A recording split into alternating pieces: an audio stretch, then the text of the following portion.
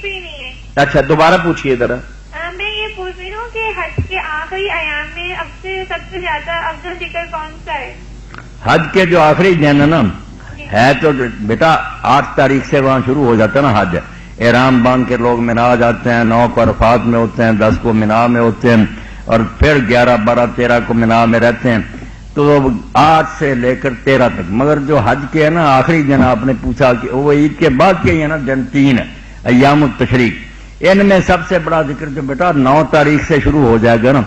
ہمارے ہاں وہ جمعرات 9 ہے نا، جمعرات کی فجر سے ہم شروع کریں گے 13 تاریخ کی عصر تک. ہر مرد و عورت نماز کے بعد بھی ہے، فرض نماز کا سلام پھیرنے کے بعد، اور ویسے بھی چلتے پھرتے ساری تسبیحیں چھوڑ دیں. زیادہ ذکر ان میں اثر وہی ہے اللہ اکبر، لا الہ الا اللہ واللہ اکبر، اللہ اکبر وللہ الحمد. یہ تکبیر جو ہے ان دنوں میں بیٹا سب سے افضل عمل ہے. سارے ذکر چھوڑ دینے چاہیے.